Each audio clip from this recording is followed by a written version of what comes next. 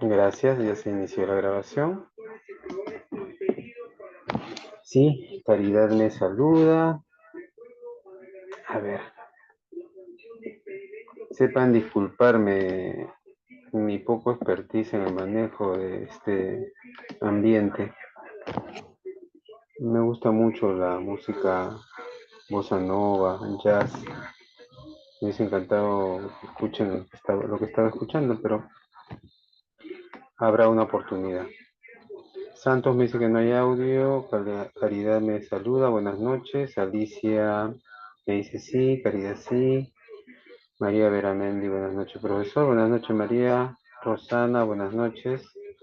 Jesús, buenas noches, ¿qué tal? Mi rostro no se ve. A ver, ahora sí se ve. Bien, sí, Santos, gracias, gracias, Nelson. Perfecto. Estamos en el última sesión. Y esos sentimientos encontrados que siempre suceden con las últimas sesiones, ¿no? Que hay la satisfacción de haber culminado el trabajo, ¿no? De haber llegado a esta etapa final. Se me ha malogrado el video, pero sí se me escucha, ¿cierto? ¿Ves? Vale. Mm,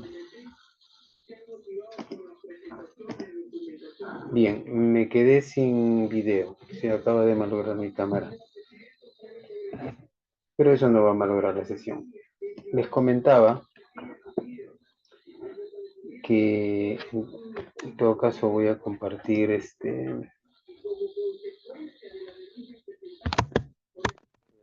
la presentación.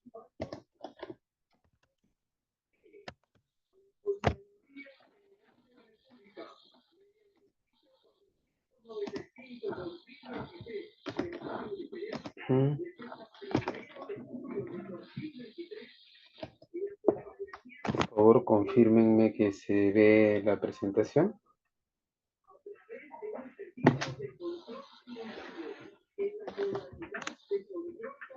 Ahí está, gracias Alicia, gracias Lady.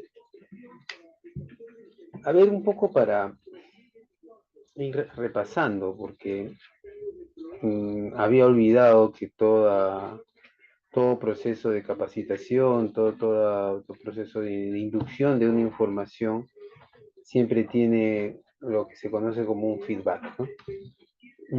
Una evaluación, un retorno de la información para ver si las personas alcanzaron digamos, a consolidar el conocimiento compartido.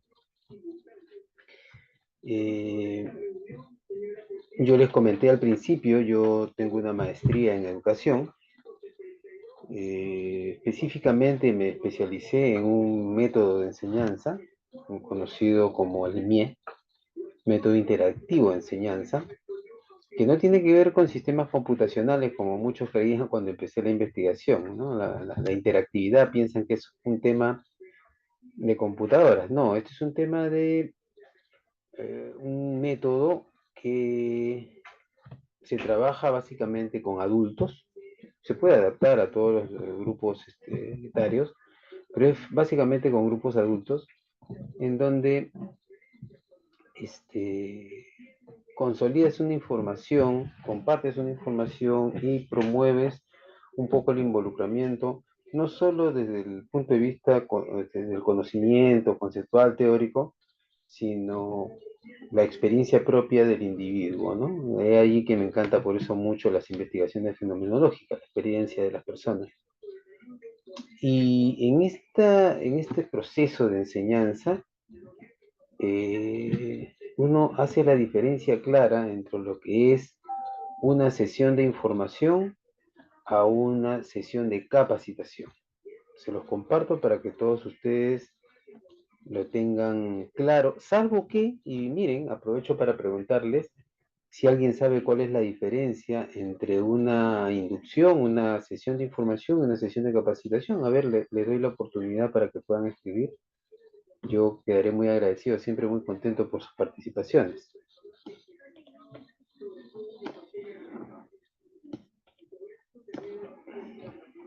A ver, no sé si Santos, Rosana, Alicia, Lady, Nelson, Jesús, Ángel, alguien puede un poco dialogar, aprovechemos este espacio de diálogo y pueda decirme cuál es la diferencia entre un proceso de capacitación y una charla informativa, ¿no? ¿Cuál creen ustedes que es la diferencia? Si es que no han tenido la oportunidad de leer cuál es la diferencia propia entre la capacitación y una charla informativa.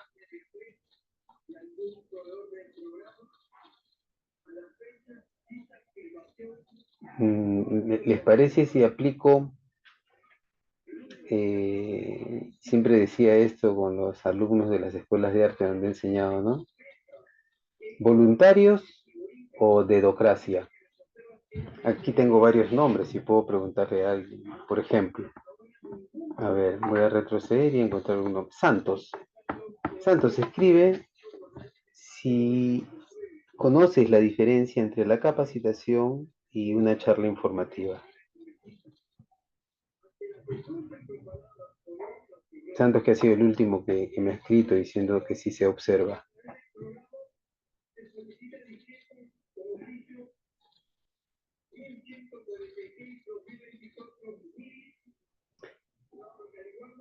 Estamos aquí. Rosana, a lo mejor, Beli Galloso, pueda comentar. No, no lo digo por el audio, Santos, escríbelo para que todos tus compañeros lo lean también. En palabras muy sucintas, muy simples.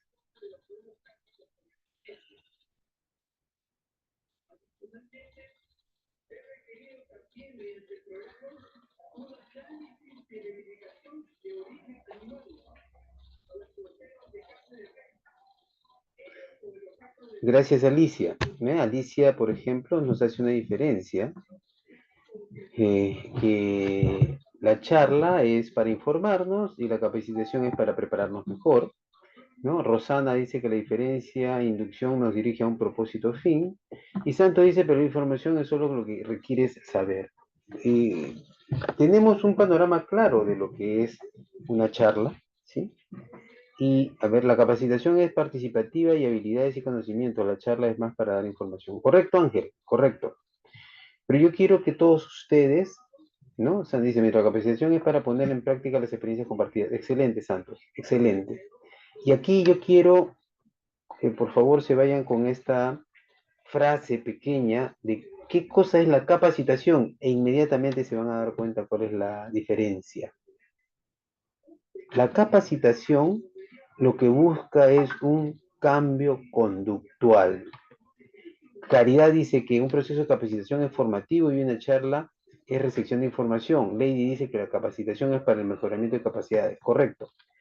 Es correcto lo que escriben ustedes y quiero que por favor se lleven esta frase.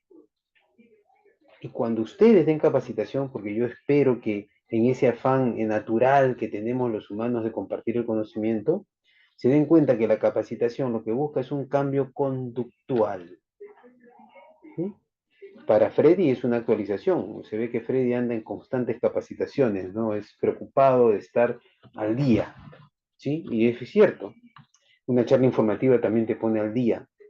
Sin embargo, la capacitación lo que busca no solamente es que te informes, sino que lo que aprendes te genere un cambio, ¿no? Te genere un cambio en tu perspectiva, un cambio en tu procedimiento, un cambio en tu actitud posiblemente. Es un cambio conductual.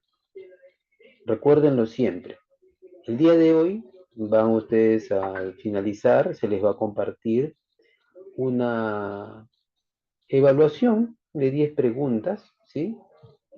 De las cuatro sesiones que se han este, dictado, ¿no? De que tres hasta el momento y esta es la cuarta, pero es una evaluación muy sencilla de conocimiento, ¿no? O sea, solamente vamos a medir el conocimiento. Pero cómo yo sé que lo que hemos atravesado ha generado un cambio en la forma de pensar de ustedes por las participaciones, ¿no? En cada una de las sesiones han habido, Carolina, ¿cómo estás? Todas las sesiones han habido mm, participaciones en donde sobre la base de las experiencias ustedes han expresado su conocimiento, han expresado su malestar, han expresado quizá frustración, en algunos casos preocupación, ¿cierto?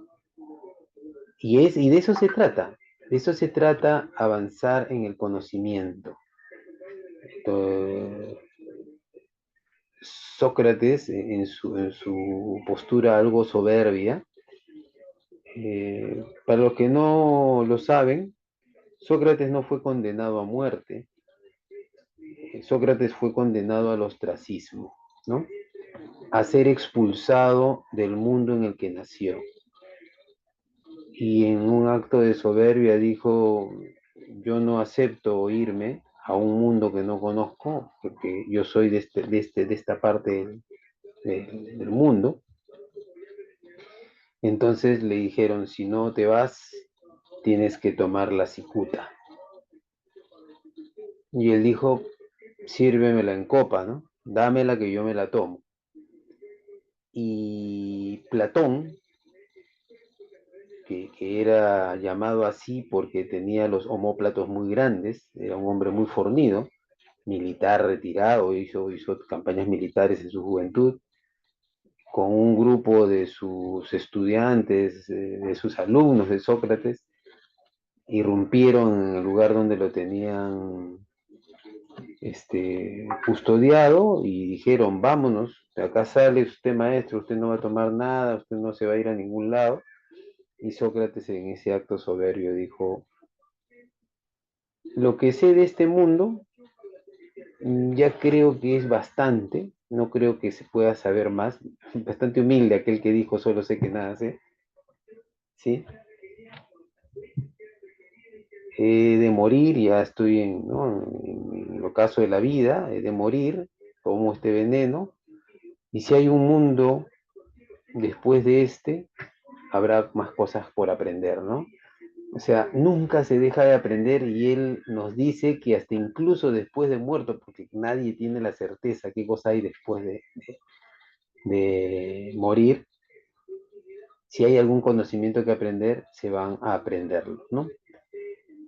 Bien, esa era un poco la introducción respecto de compartir el conocimiento, ¿no? El conocimiento tiene una finalidad, la finalidad de prepararnos, de actualizarnos, de fortalecernos en nuestras capacidades, mejorar, ¿no? Cada uno de ustedes lo ha dicho claramente. La charla de hoy día, el cuarto componente, es sobre el control gubernamental. Y como es ya conocido, el objetivo, conforme al sílabo, es explorar los mecanismos de control y fiscalización en el sector público, sobre dos ejes temáticos, órganos de control y auditoría, transparencia y rendición de cuentas. Toda la información que se va a presentar acá está esquematizada y está extraída de la propia norma. En cada una de las 4 sesiones hemos tratado de trasladar la información que versa en la norma, ¿cierto? Entonces, como también ya se nos ha hecho una costumbre, les voy a compartir un video. Bueno, yo voy a dejar de compartir, voy a solicitar al apoyo técnico para que por favor este, ponga el video. Sí, denme un segundo, por favor.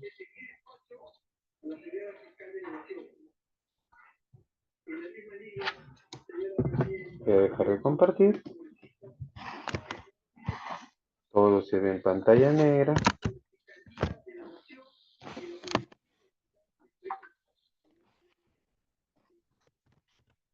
Voy a solicitar al equipo técnico de gestión, que son muy buenos expertos en este tema,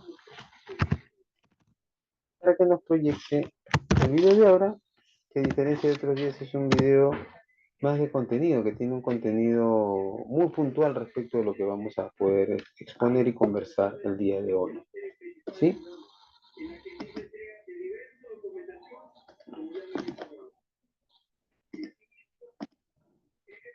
Bien, en este momento nos van a ayudar y nos van a poner el video.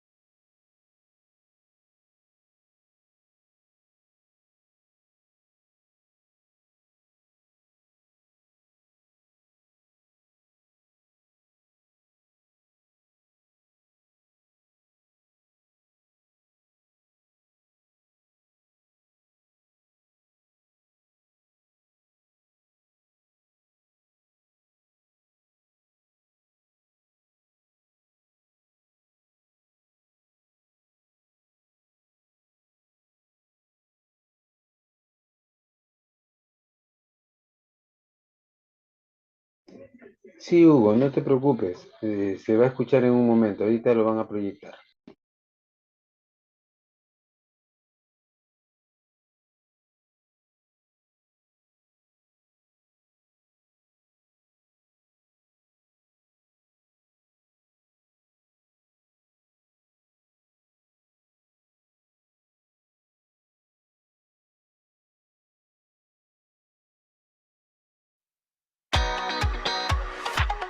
Señor alcalde, hay varios temas por resolver. No se realizan patrullajes de serenazgo debido a la falta de mantenimiento de los vehículos, gasolina y personal. ¿Cómo lo solucionamos? Señor alcalde, la basura se está acumulando en los mercados del distrito y los camiones no se abastecen. ¿Qué hacemos? Señor alcalde, el mantenimiento de la pista de la avenida principal tiene un retraso de 3 meses. Hemos recibido muchas quejas de los vecinos. ¿Qué les digo? ¿Preocupado, señor alcalde? Señor alcalde, la solución es la implementación del sistema de control interno. ¿Qué es el sistema de control interno? El sistema de control interno es una herramienta de gestión que promueve y optimiza la eficiencia, eficacia, transparencia y economía de las operaciones de la entidad, así como la calidad de los servicios públicos que presta. Además, cuida y resguarda los recursos y bienes del Estado contra cualquier forma de pérdida, deterioro, uso indebido y actos ilegales. ¿Control interno no es lo mismo que órgano de control institucional? No. El órgano de control institucional es el encargado de realizar los servicios de control dispuestos por la Contraloría General de la República y depende directamente de ella. Mientras que el sistema de control interno comprende las acciones de cautela previa, simultánea y de verificación que usted debe realizar a su entidad sujetándola a control, con la finalidad de que la gestión de sus recursos, bienes y operaciones se efectúe correcta y eficientemente. ¿Y el control interno es importante para esta municipalidad? No solo para su municipalidad, sino para todas las entidades del Estado sujetas a control, porque de esta manera se reducen los riesgos en la gestión, logra los objetivos y metas establecidas, protege los bienes y recursos del Estado y el adecuado uso del mismo, promueve la rendición de cuentas de los funcionarios y asegura el cumplimiento del marco normativo. Ahora que recuerdo, había una guía para implementar el sistema de control interno en las entidades del Estado. ¿Es lo mismo? La Contraloría General de la República orienta la efectiva implementación y funcionamiento del control interno en las entidades del Estado, así como su respectiva evaluación. Por ello, ha establecido un nuevo enfoque para implementar el sistema de control interno, agrupados y estructurados en 3 ejes. 1. Cultura organizacional. el cual comprende las reglas de conducta y los hábitos establecidos por la entidad, que contribuye en el fortalecimiento de organización y promueve la implementación de control interno. 2. Gestión de riesgos, donde se debe priorizar la evaluación de los servicios que las entidades públicas brindan a la ciudadanía para así identificar y valorar los riesgos, como implementar controles. 3. Supervisión, en el cual se monitorea la ejecución de las actividades para el desarrollo de los ejes cultura y gestión de riesgos. Vaya, está muy interesante. ¿Qué novedades trae este nuevo enfoque de control interno? Este nuevo enfoque de control interno permite que su implementación sea selectiva y progresiva, sin exigir que desde el inicio se implemente a todos los servicios que brinda la entidad. Las reglas de implementación ya no son iguales para las entidades públicas. Ahora son diferenciadas por nivel de gobierno y tipo de entidad. La normativa y metodología es fácil, sencilla, entendible y amigable de implementar. Además, la Contraloría ha desarrollado un aplicativo informático como herramienta de trabajo que facilitará la implementación del sistema de control interno, la cual incluye matriz, videos didácticos, chat en línea, entre otros. ¡Qué buena noticia! Pero ¿quién será el responsable de la implementación del sistema de control interno? Usted, que es el titular de la entidad, es el responsable de asegurar la implementación y funcionamiento del sistema de control interno, así como de la evaluación de su eficacia. Me siento motivado. Ahora entiendo todo. Gracias al sistema de control interno podremos trabajar en orden y generando una cultura de transparencia en todas las entidades del Estado. Muchas gracias por la información. De nada, señor alcalde. También puede enviar sus consultas a controlinterno@contraloría.gov.pe y recuerde que con el sistema de control interno trabajamos mejor en beneficio de todos los peruanos. Contraloría General de la República.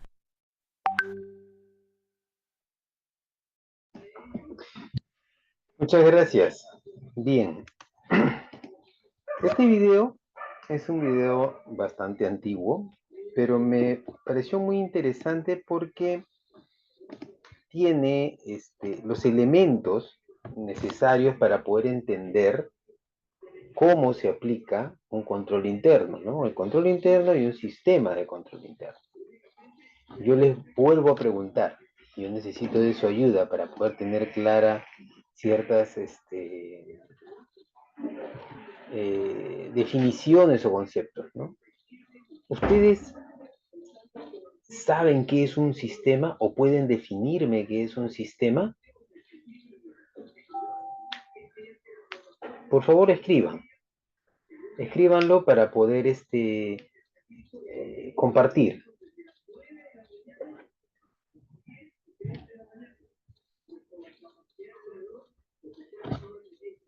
Carolina, que recién nos ha ingresado, puede quizás escribir y darnos una idea de qué cosa es un sistema. Habrán oído ustedes hablar de muchas personas decir el sistema es así, el sistema es asá, no, el sistema nos oprime. Otros hablan de sistemas operativos, ¿no? De sistemas de computadora.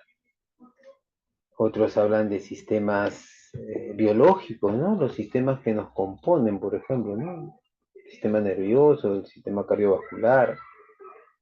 Pero tenemos claro qué es un sistema para poder entrar a conversar un poco respecto del control interno, el sistema del control interno.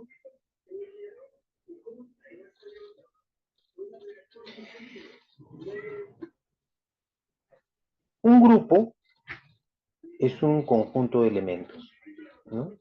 Si en una mesa tenemos, a ver, acá César Augusto nos da una definición y dice, es un ordenamiento y un conjunto de elementos interrelacionados entre sí para lograr un objetivo perfecto. Esa es la definición de sistema, ¿no? Forma el proceso de realizar una actividad.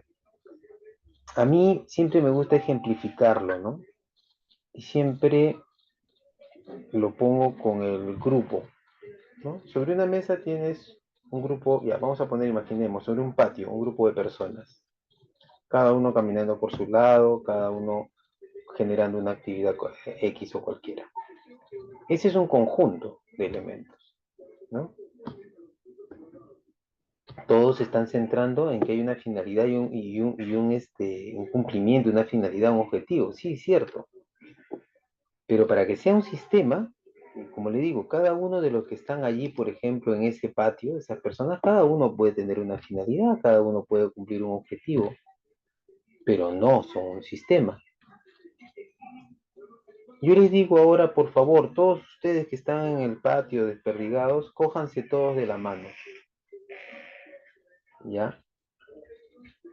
Y todos vamos a producir algo, ¿ves? Conjunto de acciones para el control de un objetivo. Y ahí justamente le digo al grupo, todos cójanse de la mano fuertemente y vamos a producir algo.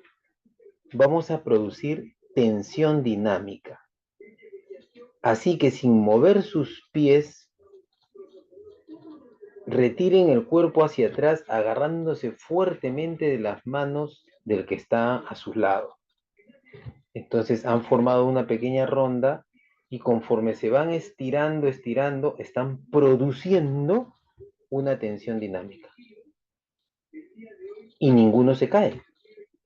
Todos están perfectamente integrados, interrelacionados, produciendo algo. Si nos vamos al escenario de cada uno de los elementos caminando por su cuenta en el patio, ¿no? José, Juan, María, Ernestina, ¿no? Cada uno de ellos entrelazados para cumplir con un determinado fin. Ahí está, Jesús iba captando la idea, ¿no? Tenemos en el patio un montón de elementos, personas, y yo cojo a uno y lo retiro. No pasa absolutamente nada, lo único que ha sucedido es que el grupo se ha reducido en número, pero cada uno sigue haciendo sus actividades. Eso de allí sigue siendo un conjunto de personas. Pero si vamos a la escena del grupo cogidos de la mano, produciendo tensión dinámica, tirados todos ellos para atrás fuertemente con sus pies hacia adelante, y yo retiro a uno, ¿qué creen que pasa? Escríbanlo. ¿Qué pasa si retiro a uno?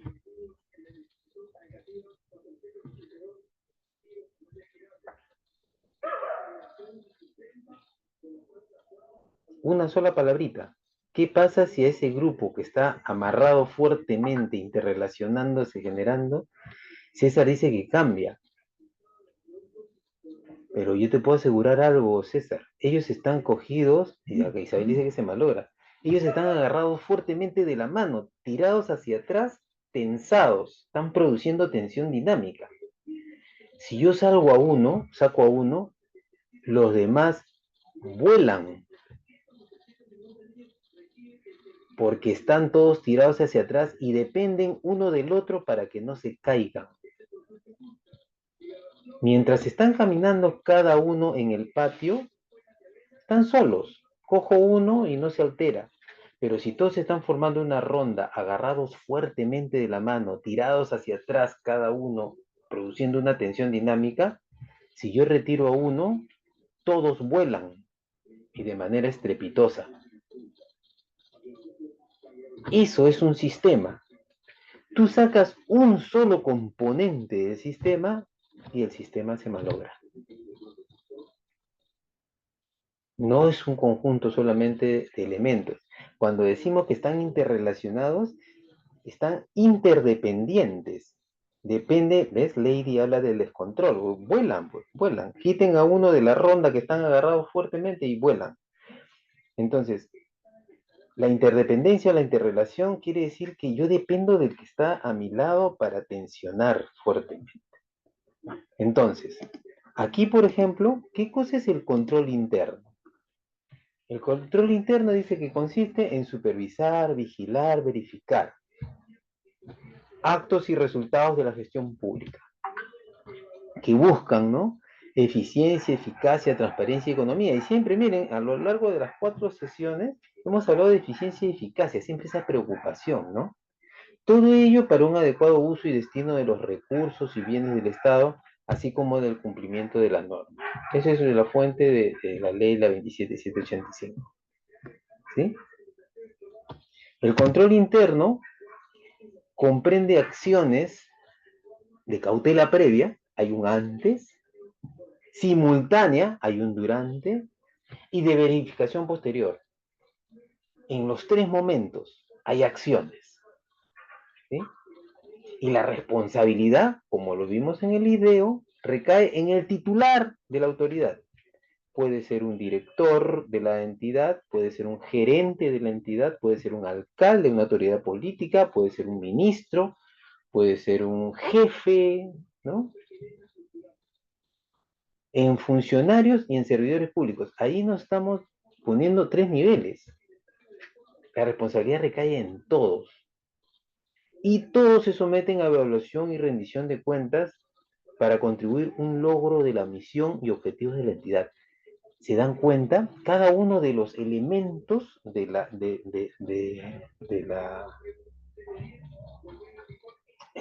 trabajo que van a realizar están interrelacionados, son interdependientes.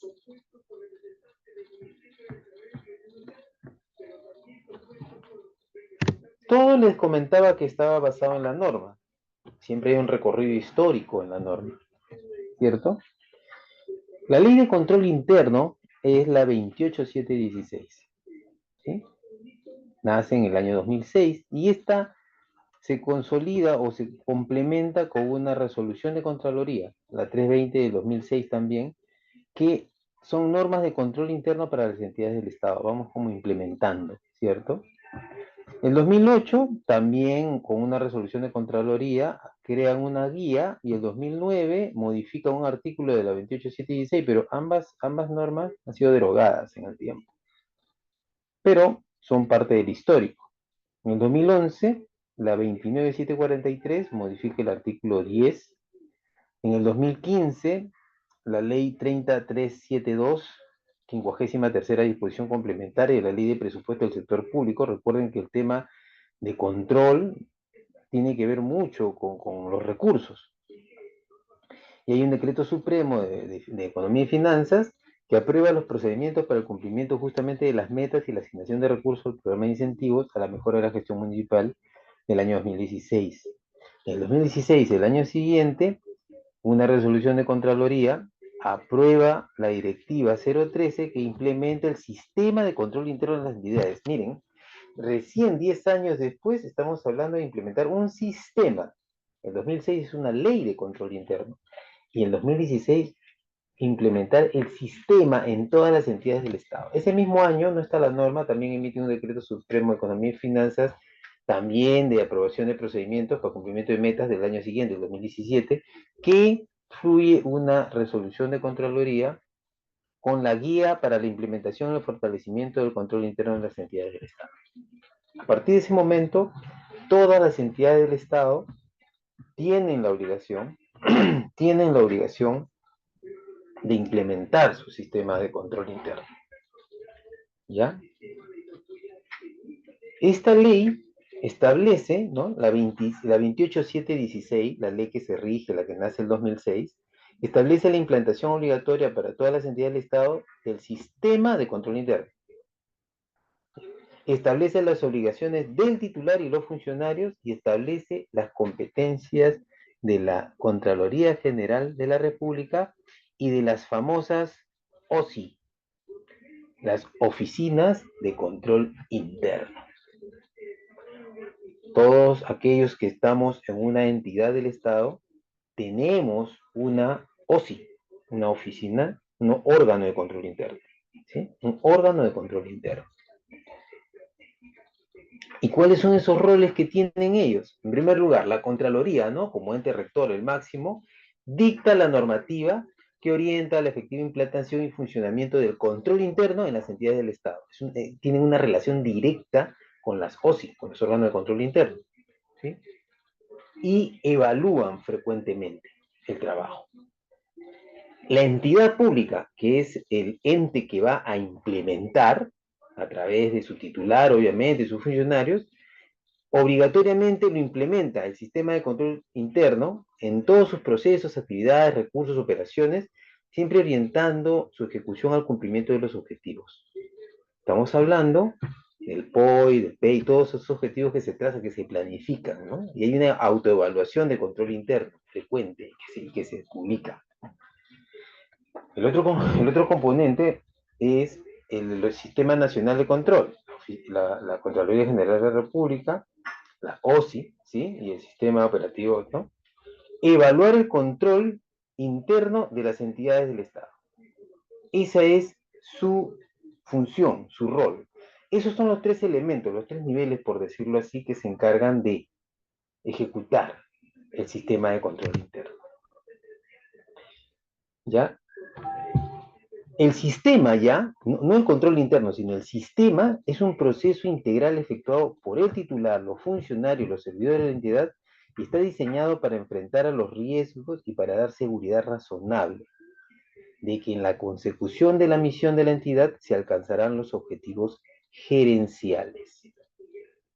Estamos hablando de niveles dentro de la entidad, ¿sí? Funcionarios, servidores que van a interactuar en este proceso de control interno, son parte constitutiva.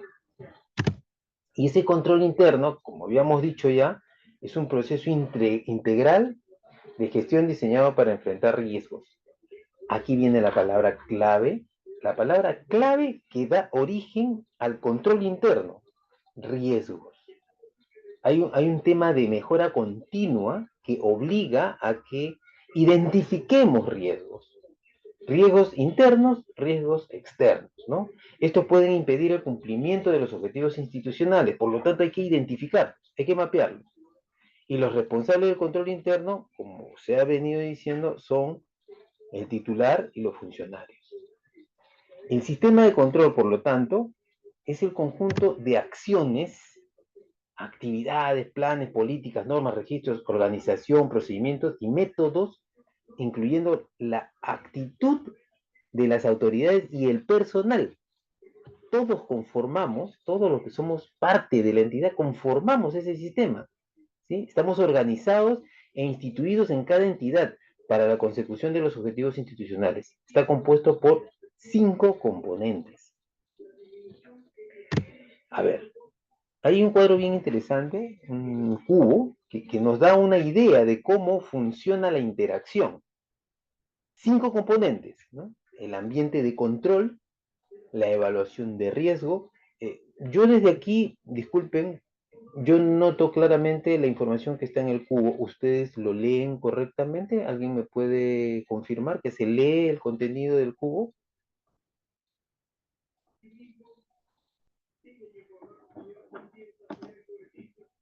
Sí, gracias Alicia, gracias Carolina. ¿Ya? Entonces, este cubo lo que trata de marcar es un poco la interacción, que no solamente son elementos, personas, sino que también entran a tallar los componentes, los objetivos, todas partes del sistema, interactúan, por eso que todo está integrado en este cubo, así lo han querido graficar, no es un gráfico creado por mí, la Contraloría lo pone de conocimiento, y los componentes son el ambiente de control, la evaluación de riesgo, las actividades de control, la información y comunicación, y las actividades de supervisión, trazados sobre 3 objetivos que los pueden ver en la parte superior. Objetivos operacionales, ¿no? Operaciones, informe y de cumplimiento. Y en los niveles, que ya venimos diciéndolo, a través de funcionarios, servidores, ¿no? Hasta las autoridades, y los niveles son la entidad misma, la división, que vienen a ser un poco las unidades orgánicas, las unidades operativas, las que ejecutan las acciones propias de la entidad, y la función. Cuando vamos a la función, estamos hablando ya de lo que ejecuta cada individuo, ¿no? Ya no solo el área, sino cada individuo. Estos componentes que están en el cubo interactúan, están interrelacionados. Y los objetivos que les hablaba, los objetivos, por ejemplo, a ver, no me hace caso, ahí está. Los objetivos operacionales, ¿sí? Son los encargados de promover la eficacia y eficiencia. Nuevamente cogemos el tema de eficacia y eficiencia. transparencia y economía en las operaciones y calidad de los servicios públicos que presta cada entidad. También cuidar y resguardar los recursos y bienes del Estado contra cualquier forma de pérdida, deterioro, uso indebido y actos ilegales. El control interno está estrechamente ligado a la supervisión de los registros, pero ojo, no solamente hay un control sobre los recursos, ¿no? En los objetivos de cumplimiento, por ejemplo, cumplir la normatividad aplicable a la entidad y a sus operaciones, promover la rendición de cuentas y fomentar e impulsar la práctica las prácticas institucionales. Y para los objetivos de información, garantizar la confiabilidad y oportunidad de la información. Aquí entra, si recordarán, hemos conversado mucho sobre este tema, entra a tallar el acceso a la información pública. Incluso ustedes mismos han formulado preguntas. ¿Yo por qué no puedo tener acceso a ciertos planes, ciertos proyectos que se ejecutan? Y ya se ha conversado al respecto, cómo se debe proceder, hay que investigar, hay que ver si está establecido en el contrato, si está realmente protegido por alguna cláusula normativa o algún dispositivo que diga que esta información puede ser o no puede ser pública. Aunque toda la información es pública. Toda la información que produce el Estado es público. Lo que varía es si es de acceso público o no. Hay niveles, hay tipología, ¿no? Clasificado, reservado, secreto. Pero toda esa información es pública. Toda esa información en algún momento de su historia, como historiador le digo, va a ser de conocimiento. Mundialmente se han conocido estos famosos Wikileaks, ¿no? Que es información de los Estados Unidos, de sus unidades de investigación, de inteligencia, que soltaron información y uno aprovechó y hizo de conocimiento público cómo opera, digamos, la metrópoli dominante, ¿no? Ahora, dentro de los componentes, también hay principios. Yo siempre les he comentado que los principios son fundamentales en una norma. En este caso, no estamos hablando de principios de 10 principios u 11 principios. En este caso hay 17 principios, y en este cuadro, que es de acceso para todos ustedes porque se les comparte la información, hacen un cruce muy interesante sobre los componentes, ¿sí? Los componentes que tienen, los 5 componentes, y cómo se van alineando los 17 principios, ¿no? Por ejemplo, en ambiente de control, el principio de la gerencia que establece con la supervisión de la alta dirección las estructuras, las líneas de reporte y los niveles de autoridad y responsabilidad apropiadas.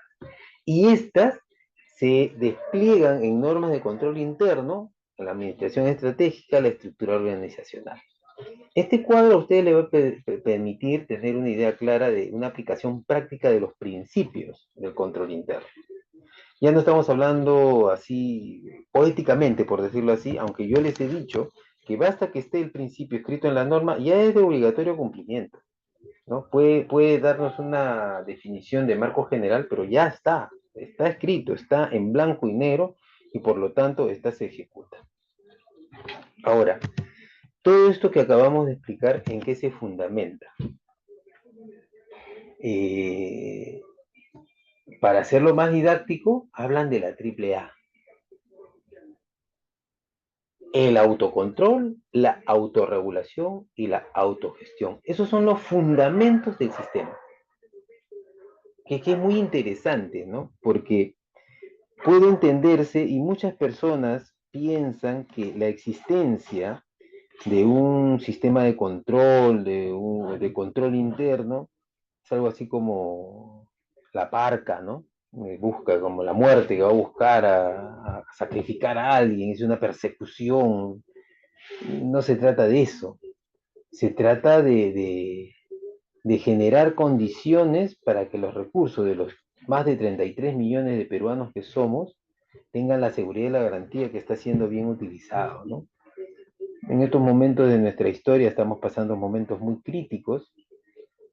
Por tocar un tema, este escándalo que se ha producido con Caliwarma, que lo acaban de anular, eliminar, ya lo cancelaron, han creado un nuevo programa.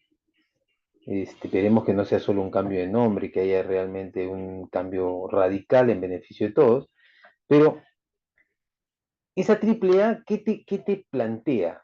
El autocontrol, fundamental, ¿no? Capacidad que todo funcionario y servidor del Estado debe tener para controlar su trabajo, detectar sus deficiencias o desviaciones y efectuar correctivos para el mejoramiento de su labor y el logro de los resultados esperados. Yo les pregunto a ustedes, a ver, ¿cómo yo puedo detectar deficiencias, desviaciones y efectuar correcciones a mi trabajo? Que alguien me lo diga, por favor. ¿Cómo lo puedo lograr? En sesiones pasadas yo les he dicho que hay una acción que debíamos tener, hay cierta acción que nosotros debemos ejecutar para poder dar cuenta de nuestro trabajo. ¿Cómo podemos nosotros controlar, identificar deficiencias, desviaciones y efectuar correcciones?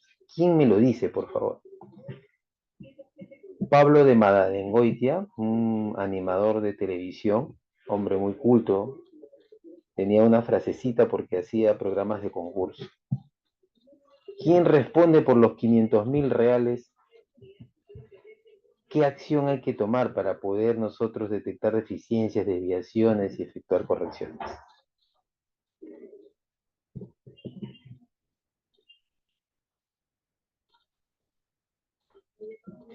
Lady dice monitorizando. Ya, esa es una acción que vas y tú vas viendo, vas actuando.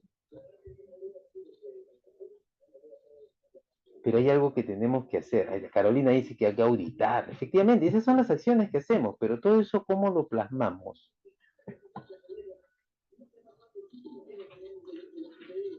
Ya, Jesús dice con un debido proceso, obviamente, para luego efectuar capacitaciones, dice Lady. Pero ahí estamos hablando de las acciones que tomamos. Yo les he contado a ustedes que soy historiador. La fuente del historiador son los documentos. Por eso dice que la historia nació cuando se inventó la escritura, porque yo no puedo hacer historia de elementos culturales, para eso existe la arqueología. ¿Sí? Yo hago historia porque mi fuente es escrita. Todo tiene que quedar plasmado en documentos. ¿Ya?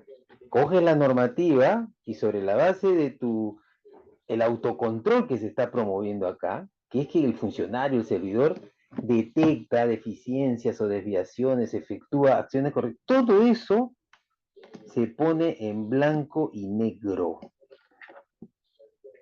Nosotros no podemos quedar con las simples palabras porque las palabras se las lleva el viento.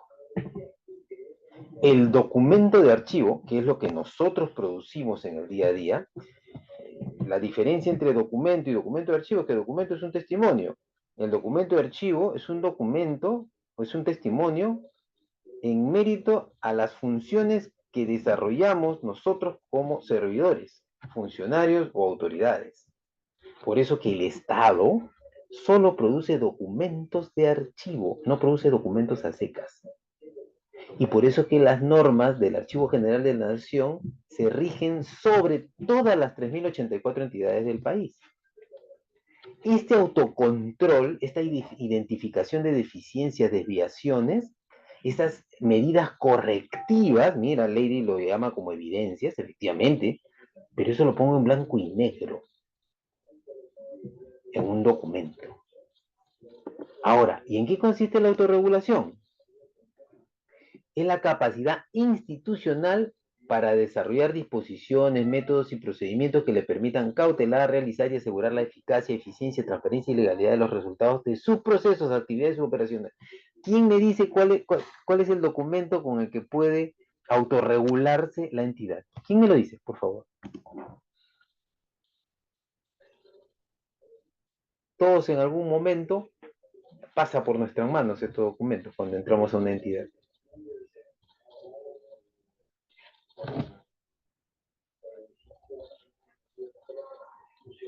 Tienes instrumentos normativos como por ejemplo el ROF, el MOF, los manuales de procedimientos. Ahora más que nunca, con esto de gestión de rendimientos, te exigen manual de procedimientos. Tienen que saber el correcto flujo de la tramitación, del desarrollo, evidente, manuales, pues es correcto. Entonces, el autocontrol va porque yo identifico, lo plasmo, lo evidencio con informes, ¿no? La autorregulación es la entidad la que te pone instrumentos normativos para hacer correctamente la ejecución de una actividad o un proceso. Y la autogestión, eso es una competencia de la entidad de conducir, planificar, ejecutar, coordinar y evaluar las funciones a su cargo con sujeción a la normativa, objetivos previstos en el cumplimiento. A ver, díganme. Ay, caramba, se me fue. Díganme, esa autogestión, ¿a qué se está alineando? ¿Quién lo dice? En una sola palabra. Hay dos instrumentos que se ejecutan y está enmarcado en uno de los principios de la modernización del Estado. Lo hemos visto.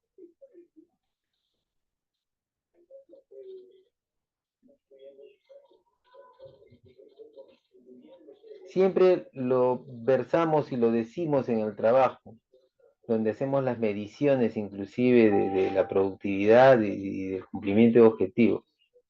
En 3 letras cada uno se dice.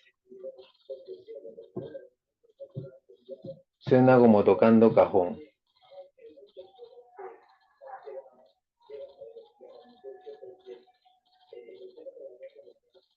Los planes, ¿no? El PEI, el POI. Lucinda habla del PAC. Los planes. Son los planes. Ahí fluye la autogestión. Ahora, ¿qué beneficios me otorga este control interno, el sistema propiamente?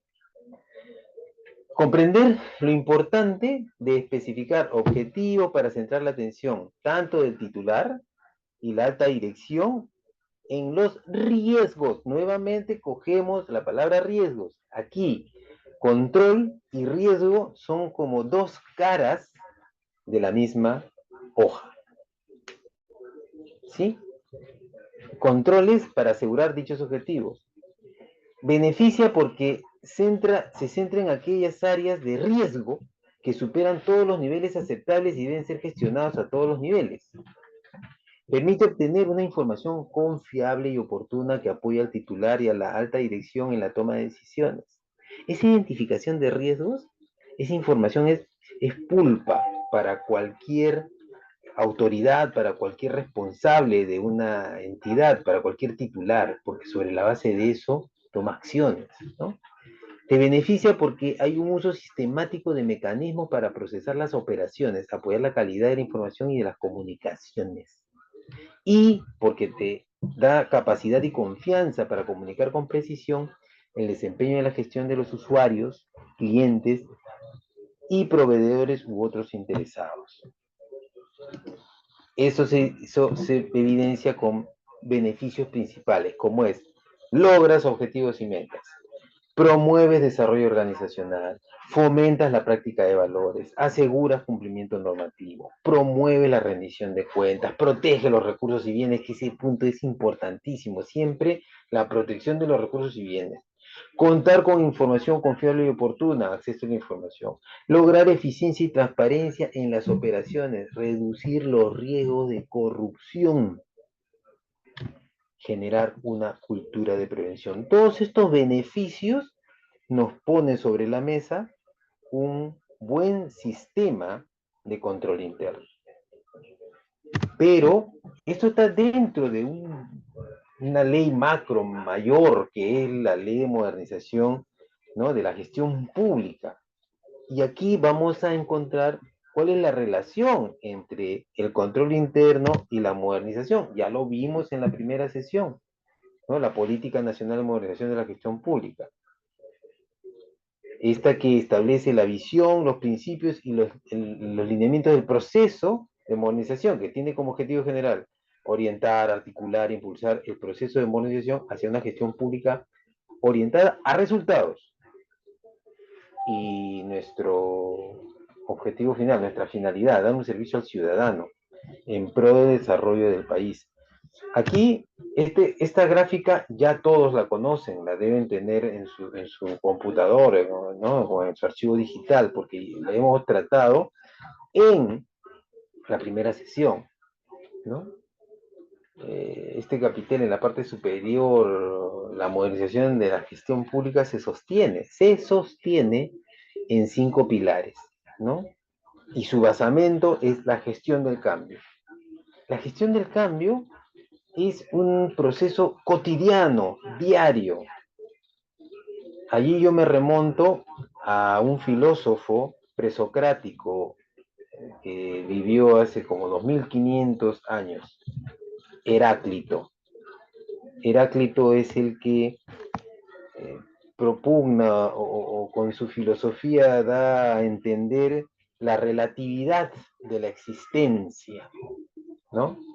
Nada está inmóvil, nada está quieto, nada está inerte, todo está en movimiento, todo cambia. Algunos han interpretado y dicen que él versó y dijo en algún momento: nadie se baña 2 veces con el mismo agua del río, porque todo fluye, todo está en movimiento. Entonces la gestión del cambio, que es la base de la modernización de la gestión pública, sostiene estos 5 pilares que ya lo hemos visto y están interrelacionados, es como un sistema, están interrelacionados, ¿no? Los planes estratégicos, PEI, POI, y lo que ese plan desde el nivel más alto lo genera, lo promueve, el presupuesto por resultados, ¿no? Cada uno de estos pilares recae en un sistema administrativo, y ahorita estamos analizando el sistema administrativo de control, justamente. El presupuesto por resultados del Ministerio de Economía es el ente rector ahí. La gestión por procesos, simplificación administrativa y organización institucional, que es la Secretaría de Gestión Pública de la PCM. El servicio civil meritocrático, lo vimos en las sesiones anteriores, en la segunda sesión, ¿cierto? A cargo de Servir, de Servicio Civil. Y el sistema de información y seguimiento, monitoreo, evaluación y gestión del conocimiento de la Secretaría General de Gestión Pública. Ahora, estos pilares tienen un soporte transversal, y ese soporte transversal se da a través de un gobierno abierto, de un gobierno electrónico y una articulación interinstitucional, ¿no? A nivel de gobierno electrónico, por ejemplo, lo que se ha logrado alcanzar y se ha venido desarrollando es la famosa PIDE, ¿no? ¿Quién que contribuye a esta interacción? ¿Quién me puede decir qué es la PIDE?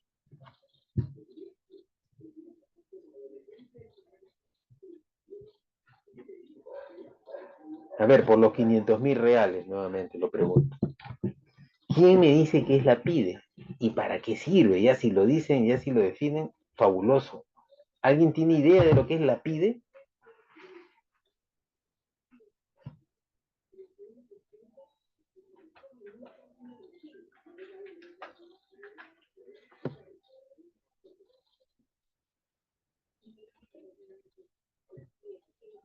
Nadie se anima a escribir. Siento una soledad profunda acá, ni una letra. Bien. La PIDE son las siglas de la Plataforma de Interoperabilidad del Estado. Ve, Carolina tiene un acercamiento, servicios públicos en línea. La Plataforma de Interoperabilidad del Estado es el intento que ha hecho el Estado peruano a través de la implementación del modelo de gestión documental, que lo ha justamente impulsado la SEGDI, la Secretaría de Gobierno y Transformación Digital, ¿no? Para que las entidades interrelacionen. Las mesas de parte ya no son necesarias a nivel de las entidades, porque éstas se comunican a través de la plataforma de interoperabilidad. Pero no solo es un tema de mesas de partes y un tema de transferencia de documentos, sino que los servicios que brinda cada entidad me permite abastecerme y suministrarme de él. La información que tiene RENIEC, SUNAR, ONP, Poder Judicial, Ministerio de Justicia, Ministerio de Salud, Ministerio de Trabajo, las municipalidades, los gobiernos regionales. Cada entidad en cada uno de los niveles de gobierno del Estado peruano tiene algo que ofrecer, un servicio que brindar. Y la plataforma de interoperabilidad del Estado permite eso. Eso es modernización de la gestión pública. Eso es transparentar la información. Y eso está involucrado estrechamente con el control interno. Porque se crean mecanismos justamente para acceder a la información y poder supervisar, hacer seguimiento, acompañamiento. ¿Y qué es la gestión por resultados? Que es un poco a lo que se busca obtener con ello, ¿no? Es un modelo de gestión que está orientado a resultados de servicio que se brinda al ciudadano, hacia la generación de un valor público, ¿no? Cuando hablamos de valor público, estamos hablando del beneficio directo a la ciudadanía. Cuando uno desarrolla un TDR, un término de referencia o una especificación técnica, una de las primeras preguntas que está, o uno de los primeros campos a desarrollar, ¿cuál es el valor público que genera este requerimiento que estás haciendo? La finalidad pública que le llaman, hacia dónde va, qué valor público va a generar esto. Ninguna acción de las que nosotros ejecutamos, desarrollamos, es por un simple hecho de porque yo quiero, porque es mejor para mí, como servidor, como funcionario. Todo tiene que tener un impacto.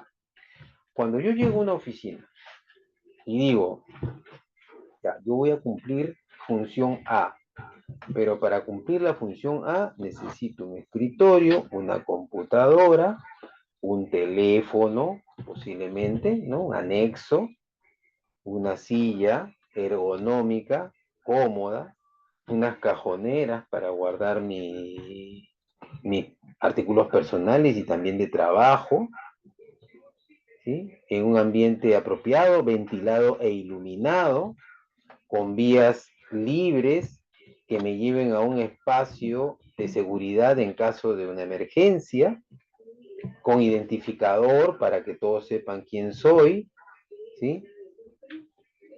Todas esas condiciones parecieran que es en beneficio del servidor.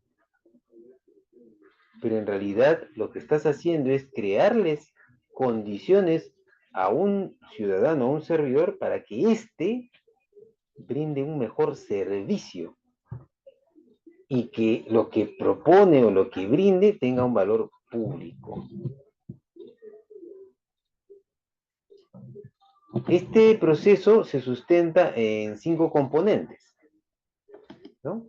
Las políticas públicas, planes estratégicos y operativos, presupuesto por resultados, que es lo que estamos viendo, ¿no?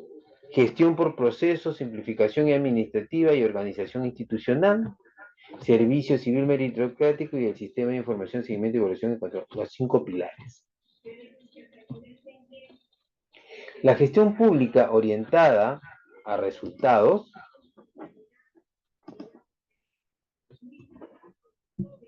establece objetivos claros y articulados a nivel sectorial, así como territorial, expresados en metas de producción. Reasigna recursos presupuestales para maximizar los niveles del producto, del resultado esperado, ¿no?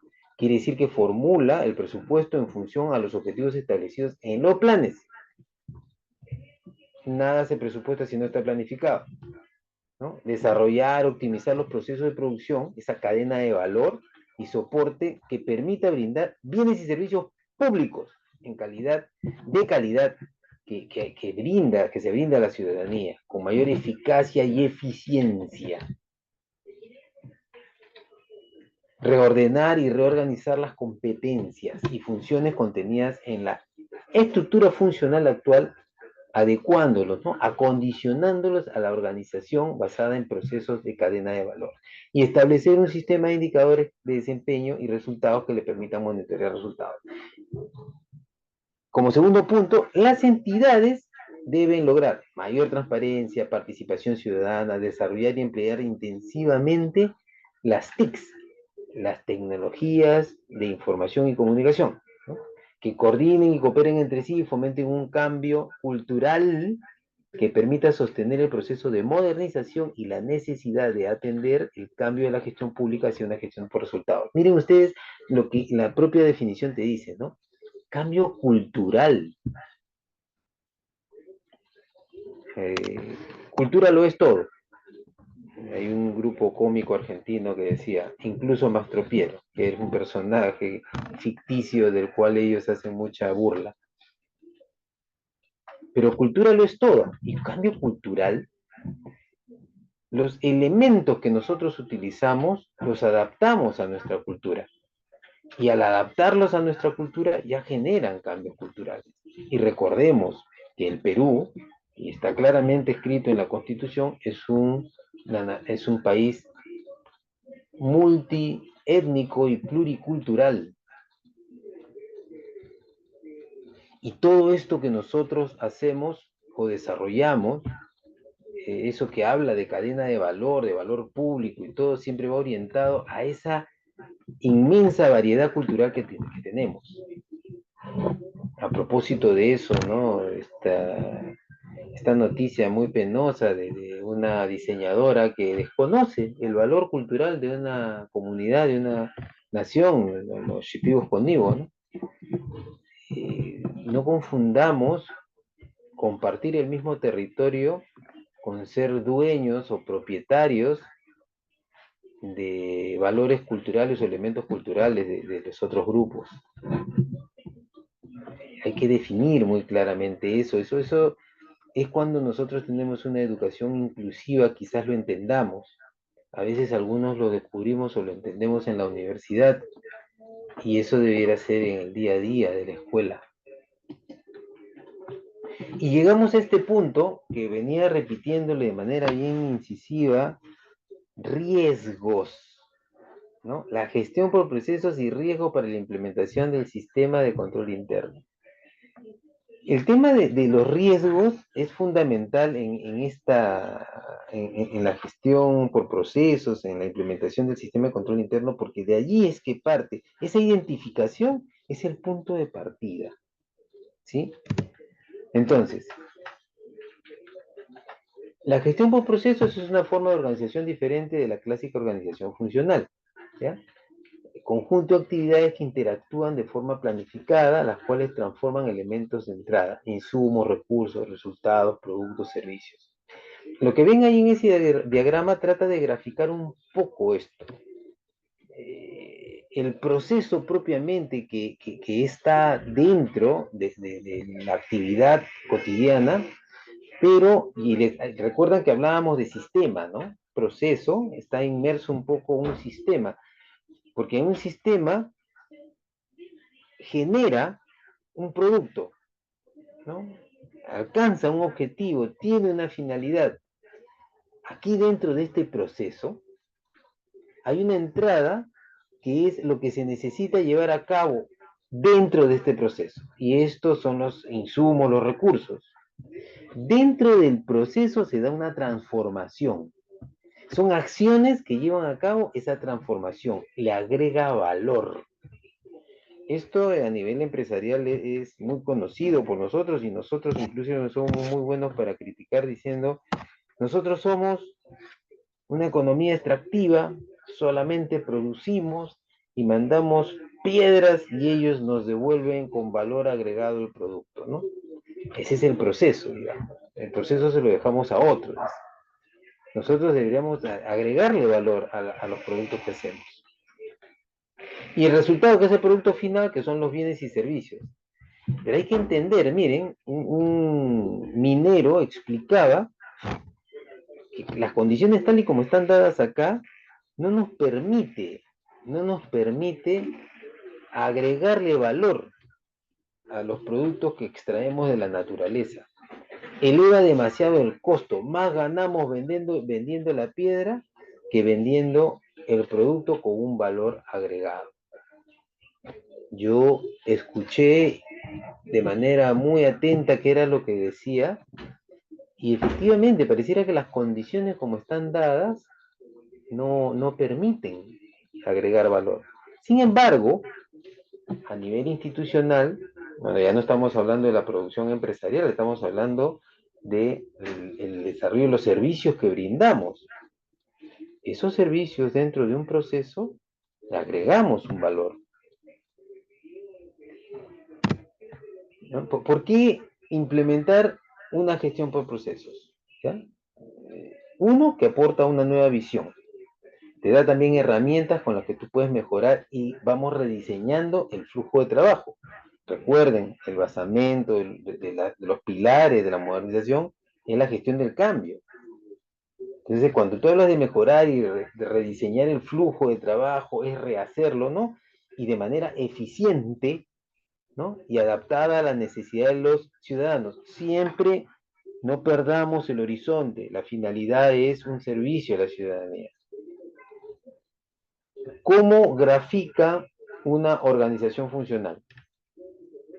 Que frente a un requerimiento ciudadano, estos cuadritos que ustedes ven y estas flechas que cruzan en diagonal, están un poco basados en la teoría weberiana de la burocracia.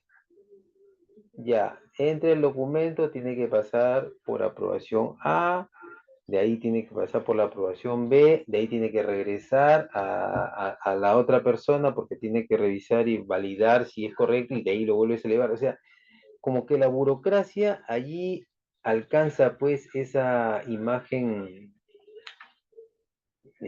difamante que tiene, pues, ¿no? De que te obstaculiza todo, te bloquea todo, ¿no?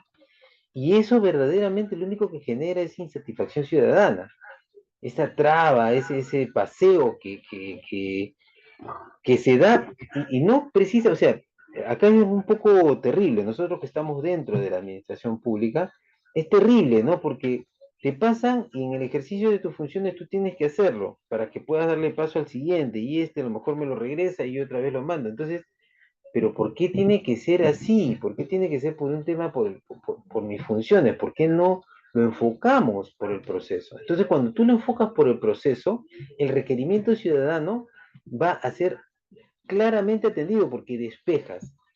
¿Sí? En un manual de procedimientos estableces un flujo claro, sin muchos idas y vueltas, sino en un flujo, si es posible, lo más lineal posible, para que de manera célere, o sea, ahí entra a tallar lo que en algún momento se publicó el decreto legislativo este del 1310 sobre simplificación administrativa, el mismo que da origen a la resolución de Secretaría General 001, que es para la implementación del modelo de gestión documental.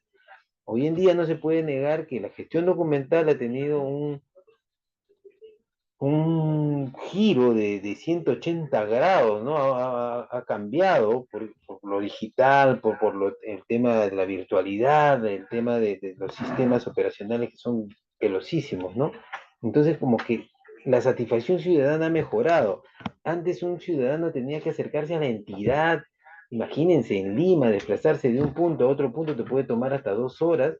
Ahora no, sentado en la comodidad de tu hogar, apretando un botón, mandas la información y la información es aceptada como tal, porque ya hay otras definiciones, otros conceptos, como por ejemplo el de domicilio electrónico.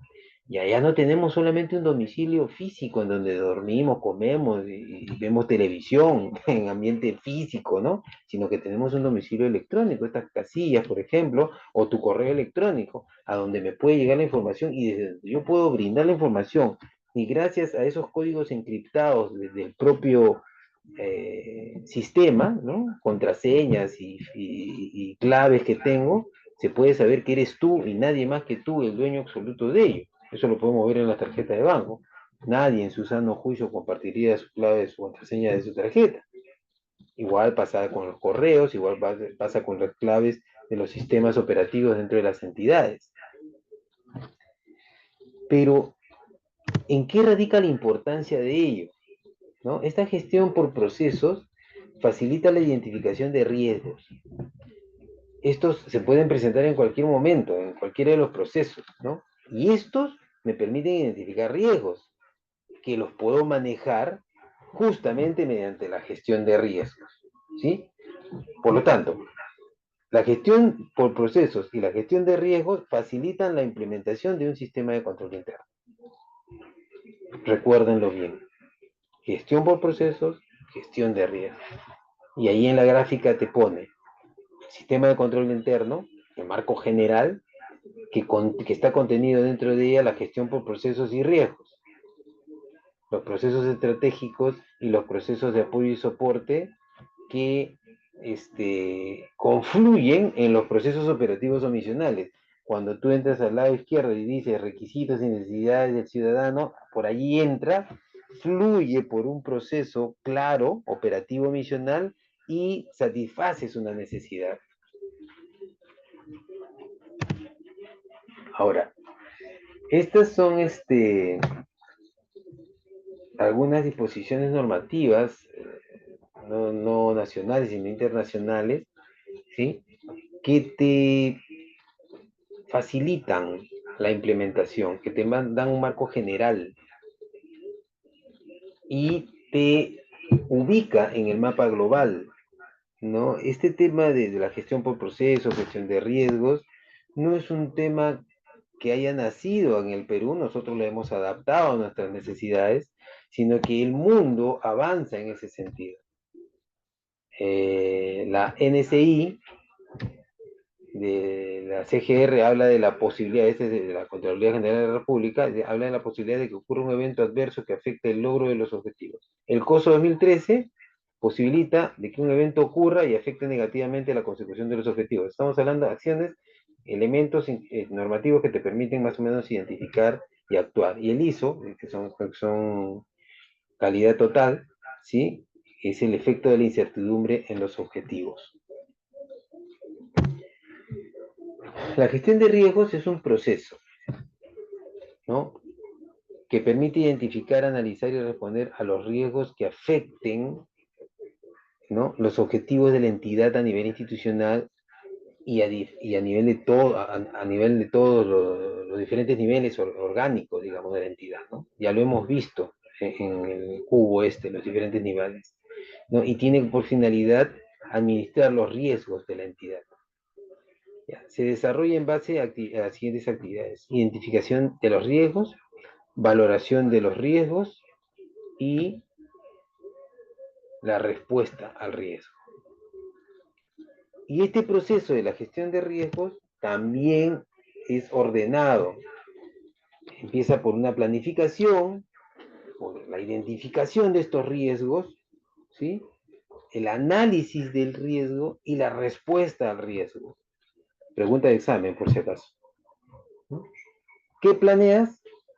Determinas el área, la gerencia responsable de la administración de los riesgos, desarrollas un plan de administración de riesgo, la metodología de la gestión, determinas el alcance de los procesos que has priorizado, seguimiento y monitoreo. Ahora, estas implementaciones no es que se dan a nivel de toda la entidad de manera integral. Lo que se busca es siempre identificar un área, el área más necesitada, por decirlo así, ¿no?, a modo de plan piloto, y ir abarcando. Coges un área, vas creciendo un área que esté integrada a esta, y vas haciendo crecer la implementación, ¿no? Eso puedes establecerlo en tu plan, una suerte periódica, paulatina. Identifica los riesgos dentro de la entidad, ¿sí?, por procesos. Y eso ya posiblemente ustedes deben haber trabajado en cada una de sus entidades. En lo que respecta a mí, a que son los procesos de gestión documental, yo ya tengo mapeado mis riesgos. He llenado los formatos que me han requerido en relación a ello, ¿no? Empleo herramientas y técnicas, clasifico los riesgos, registro los riesgos y analizo. Una vez que tengo identificado, los analizo. veo la probabilidad, el impacto, estas matrices que nos alcanzan te generan, cruzan pues, entre probabilidad e impacto y hacen una fórmula que te identifica un color, ¿no? Como base para determinar cómo deben ser gestionados. Eso es la evaluación de los riesgos, justamente, el análisis cuantitativo y el análisis cualitativo, ¿no? La determinación de la matriz, el riesgo residual. Finalmente, la respuesta ante ello. ¿Cómo mitigamos el riesgo, ¿no? Es la dirección que selecciona las posibilidades, la respuesta para evitar, aceptar, reducir, compartir los riesgos, desarrollando una serie de acciones para alinearlos con el riesgo aceptado y la tolerancia al riesgo en la entidad. Hay un nivel de riesgo. En estos formulados que te plantean, hay un nivel de riesgo. Hay una aceptación del riesgo, ¿sí? Y en esta implementación, ¿qué actividades tienes que desarrollar? Tienes que incorporar a la gestión de riesgo como parte de la gestión institucional. Si tú no lo has incluido como parte de la gestión institucional, estás algo así como nadando a la deriva. Tienes que establecer la unidad orgánica que es responsable, ¿no?, de la organización de la gestión de riesgos en la entidad. En el Ministerio de Justicia está a cargo, por ejemplo, de la Oficina de Integridad y Lucha contra la Corrupción. Que formular la política de riesgo institucional, hay que establecer un procedimiento interno en la gestión de riesgo, hay que establecer la metodología estándar de la gestión, establecer los procesos priorizados para la intervención, formular el plan de gestión de riesgo, hacer seguimiento y monitoreo de la gestión de riesgo y la mejora continua de la gestión de riesgo. ¿Ya? Aquí está clarísimo cómo es que paso a paso voy actuando en relación a este diseño.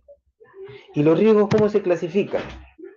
Hay riesgos estratégicos, hay riesgos operativos, hay riesgos financieros, hay riesgos de cumplimiento, hay riesgos de corrupción, ¿sí?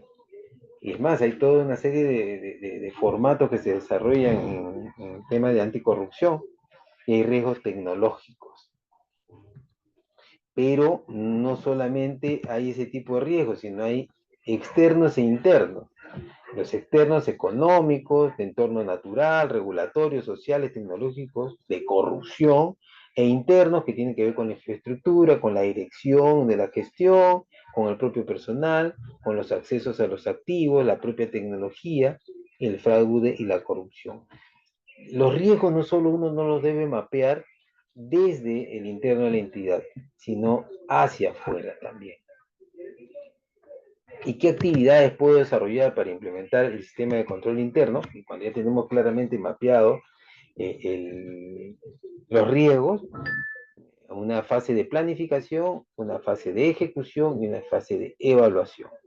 En la planificación hay acciones preliminares, hay identificación de brechas y hay una elaboración del plan de trabajo para el cierre de esas brechas. En la ejecución hay cierre de brechas y en la evaluación, reporte de evaluación de mejora continua. Y allí puntualizo, reportes de evaluación y mejora continua. Hay que elaborar documentos, vean en el punto 9, elaborar un informe final. En cada uno de los pasos se va elaborando, se va documentando las acciones, ¿sí? Y de ahí incluso se crea un expediente, porque sabrán ustedes, un documento simple es un informe, pero un expediente es un documento compuesto, que está compuesto justamente por documentos simples, que pueden ser requerimientos, respuestas, resoluciones, notificaciones, ¿no?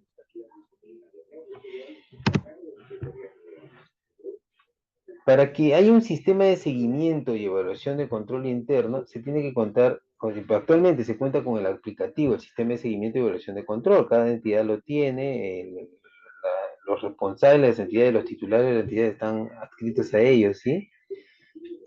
Hacen un uso de este aplicativo en las entidades públicas para el registro de avance, seguimiento y monitoreo, y se va midiendo la madurez del control interno, ¿no? Estamos ya interoperabilizados, por decirlo en ese sentido, ¿no? Estamos enlazados, las entidades están enlazadas, ¿no? A todos los niveles de gobierno registran de manera obligatoria y permanente la información, ¿sí? En ese aplicativo el CICESI, ¿no? De conformidad a lo dispuesto por la Contraloría General de la República, ahí está la directiva que lo regula, El presidente del Comité de Control Interno es responsable del registro de la información y es ejecutado por el líder del equipo operativo. Muy bien, concluyendo, ya un poco para dar por terminado estas sesiones que hemos tenido sobre gestión pública, ¿no? El sistema de control interno y la gestión de riesgos son herramientas de gestión pública, ¿no? Están orientados siempre a la modernización del Estado. Y responsabilidad del titular y de la alta dirección la implementación e incorporación como parte de la gestión de la entidad. El sistema de control interno se inserta en el marco de la modernización de la gestión pública, ¿sí? Y contribuye a fortalecer dicho proceso orientado a la gestión por resultados y para un mejor servicio a la ciudadanía. Esto es necesario. Por eso es necesario, ¿no?, la aplicación de la gestión por procesos, la simplificación y que la gestión sea por procesos, no por funciones. El sistema de control interno se basa en el modelo contenido en el marco estructurado de COSO 2013, que es un instrumento regulador, que sería bueno que accedan a él, y es diseñado para enfrentar a los riesgos y dar seguridad razonable de que se alcanzarán los objetivos. Recuerden que los pilares están integrados uno tras otro y estos recaen en sistemas administrativos. Y todos ellos apuntan a uno de los pilares, la planificación, el cumplimiento de objetivos. Lo han venido diciendo ustedes mismos. ¿Cómo hace el control de la elaboración del reglamento interno? Solo ver si lo realiza. ¿O cómo realiza? ¿Y qué pasa si solo cambian un par de palabras y no ajusta la necesidad del objetivo, lo controla eso o no? Un segundo. A ver, denlo. ¿Ya? Otra conclusión es que hay una necesidad de fortalecer el programa de sensibilización y difusión del control interno para interiorizar el sistema de control interno como herramienta de gestión que involucra a todo el personal y que promueve el cambio de actitud y cultura favorable al control. Ya, el sistema de control interno y la gestión de riesgos está comprendida como parte de los objetivos de la Política Nacional de Integridad y Lucha contra la Corrupción. Recuerdan que les decía que en el Ministerio de Justicia quien ve la gestión de riesgos es justamente la Oficina de Integridad y Lucha contra la Corrupción. Es como la unidad encargada de ver esto, ¿no? Y este sistema de control interno y la gestión de riesgos son aspectos importantes dentro de la estrategia de integridad pública de lucha contra la corrupción, que está promovida por la OCDE, como buenas prácticas que deberá adoptar nuestro país si nosotros aspiramos a ser miembros de este organismo. Muy bien, se ha compartido los objetivos al principio, hemos explorado un poco los mecanismos de control y la fiscalización en el sector público, ya tenemos una idea de que el tema del control el control interno está relacionado a la gestión de rendimiento, está relacionado a la gestión de riesgos, ¿sí? La identificación de ello te permite tener una claridad al respecto. Retrocedo en el tiempo y esto les puse a ustedes en la primera presentación, ¿no? Y siempre centrados en la constitución política, ¿no? Todo este trabajo que nosotros desarrollamos está orientado a brindar un servicio de calidad, eficiente, eficaz, transparente, limpio, sin corrupción, efectivo, ¿no? Y esto es porque buscamos que la ciudadanía, ¿no?, a cada ciudadano, a cada persona humana, acceda a la justicia, acceda a los servicios, acceda a la salud, acceda a la educación, acceda a todo. La defensa de la persona humana y el respeto de su dignidad son el fin supremo de la sociedad y del Estado. Nosotros somos parte del Estado y hacia ellos nos debemos. Con esto finalizo la presentación, la cuarta presentación. Queda abierto el espacio, el chat para las preguntas. Del ya empezó a preguntar y dice: ¿cómo hace el control de la elaboración del reglamento interno? ¿Cómo se realiza la elaboración del reglamento de control interno? Ya. El reglamento interno es una tarea que recae en la Oficina de Recursos Humanos y se guía justamente de las directrices de servicio civil, de servir. Lo que se requiere, o sea, nada es porque se nos ocurre. El aspecto de control interno, recuerden ustedes, recae en todos. No recae solamente o sea, el titular es el responsable, pero el control lo hacemos todos. Entonces, si yo identifico, quizás a mí como persona no me escuchen, aunque yo puedo agarrar y emitir documentos y presentar documentos para solicitar información, ¿en qué se ha basado usted para poner determinado artículo o no? ¿No? Es importante conocer, saber. Todo tiene una estructura, todo tiene una estructura, nada es al azar. Hay especificidades por la entidad, por la función de la entidad, pero todo se basa o sea, hay lo que es la prelación de la norma, ¿no? Vienen las constituciones, viene la Constitución Política del Perú, vienen las leyes, de las leyes se vienen los reglamentos hay decretos legislativos, decretos supremos, hay lineamientos, directivas, hay que tener conocimiento de ello para saber si en la elaboración están cumpliendo. Para nombrar a algún trabajador, ¿lo decide solo un alcalde o tiene que tener un visto bueno en el control interno? El control interno no supervisa estos temas. El control interno lo que ve son los procesos que se cumplan correctamente y no solamente hacen el trabajo en el proceso de la contratación de una persona. Ellos hacen un control previo, durante y posterior. ¿Sí? Y no se rigen por lo que pueda haber bulla externa, sino ellos se rigen por los procedimientos que tienen que tener cumplimiento. Si un alcalde contrata a un trabajador, hay que ver cuál es la modalidad con la que lo está contratando. No estoy seguro yo, disculpen ese desconocimiento, si un alcalde tiene la posibilidad de contratar personal de confianza, asesores. Yo asumo o entiendo que sí, puede tener la posibilidad de tener un asesor o un personal de confianza, ¿cierto? Ellos entran en una modalidad distinta. Recuerden ustedes que estábamos viendo en los regímenes de contrataciones, son variados. Entonces, no pues, sabríamos decir si el alcalde está cumpliendo o incumpliendo la norma, la autoridad si está cumpliendo o incumpliendo la norma en la contratación de una persona.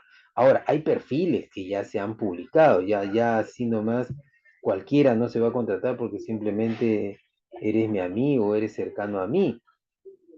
Ya hay normas que regulan la contratación y los niveles de perfiles que debe tener la persona para poder asumir un puesto.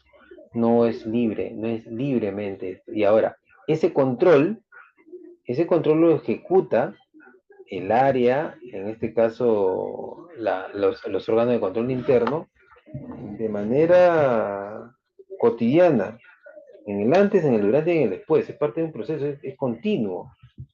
No específicamente porque inició un proceso de contratación, sino que está durante todo el tiempo haciendo su proceso de supervisión y control. En los últimos tiempos pasaron cosas muy interesantes en las entidades. Sí, claro, claro, todo está planificado y uno puede acceder a esa planificación e indicar usted cómo tienen ustedes identificado eh, justamente en los planes institucionales, estratégicos, eh, incluyen los aspectos de control, está inmerso dentro de los planes, ¿no? Ahora, cuando uno quiere saber específicamente cuáles son los planes que rigen a un órgano de control que depende directamente de la Contraloría General de la República, allí también tienen sus planes, ¿no? Y todo es documentado. Las acciones no son a la deriva, no son porque se les ocurrió, no dan cumplimiento. Y ese cumplimiento justamente, esa supervisión constante, frecuente, recae y se identifican estos elementos, estos riesgos o estas irregularidades en algunos casos, ¿no?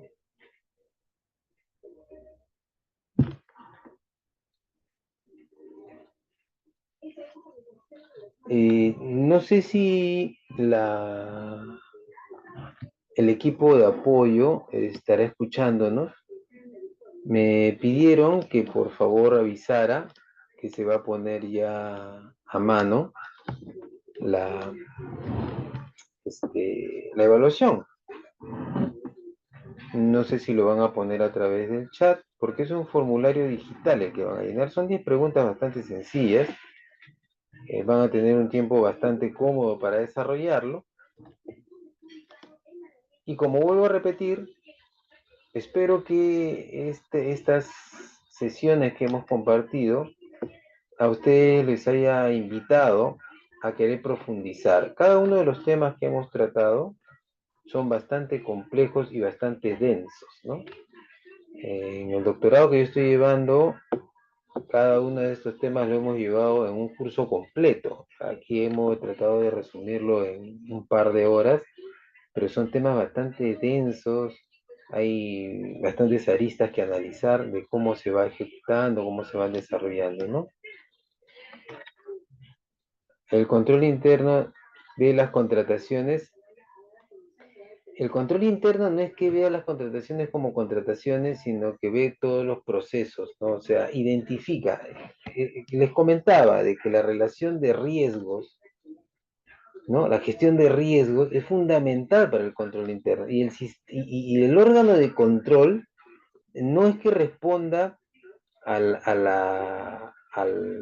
las disposiciones de la entidad. El órgano de control responde a las disposiciones de la Contraloría General de la República.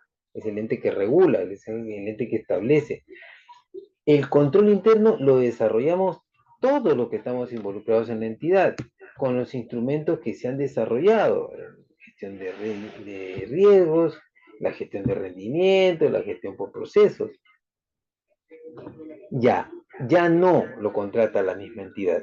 Aquí eso ha pasado algo muy interesante. La Contraloría General de la República ahora ha tomado, por lo menos en todos los ministerios del Estado, eso ha pasado este año. Para poner, y te lo digo bien claro, todo el cuerpo técnico que ocupaba el órgano de control en el ministerio donde yo trabajo, era contratado por el ministerio y en la eliminación del decreto legislativo 1057, la ley de CAS, pasaron a ser CAS permanentes. Quiere decir que tienen una relativa estabilidad dentro del trabajo y la Contraloría General de la República le dijo al ministerio que iba a prescindir de estos servidores y el ministerio lo que ha hecho con estos servidores es reubicarlos internamente. Ahí se nos dio, como se dice, un golpe de suerte al Tribunal de Transparencia y Acceso a la Información Pública, porque 3 personas de ese equipo, un equipo bastante grande, como de 30 personas, el área, 3 personas vinieron al Tribunal de Transparencia. Y aprovechando pues el conocimiento que tienen en materia de auditorías, en materia de control, le dijimos, por favor, revisa de pe a pa, y porque ahora ya son servidores del tribunal, cuáles son nuestros riesgos, cuáles son nuestras debilidades. Han hecho un hermoso documento que si lo ves desde otro punto de vista, tú dirías, le ha dado con palo a todos. No, nosotros estamos contentos de que, por ejemplo, en lo que corresponde a materia de gestión documental y archivo, ha sido fulminante desde el punto de vista de una auditoría. Si hubiese sido una auditoría real, Dios mío, que nos agarre confesados. Pero gracias a ese trabajo que han desarrollado ellos, yo he empezado a desarrollar mecanismos de soporte, a mitigar los riesgos, a bajarlos, porque no podemos estar expuestos a estos temas, ¿no? Es importante, interesante que personal, por ejemplo, calificado en esta materia, debieran estar en todas las unidades, no estar solamente en una sola oficina. No es desastres naturales. Te comento de él, por ejemplo. Yo veo la gestión documental. Te voy a poner en la materia en la que yo me desarrollo. Yo veo la gestión documental.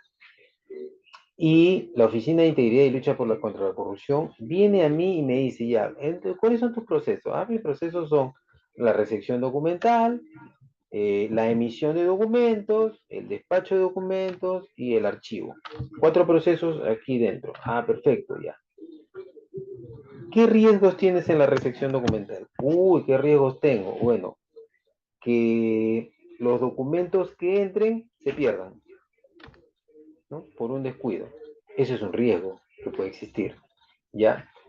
Que se reciban los documentos sin la debida revisión o control en el marco de la 27444.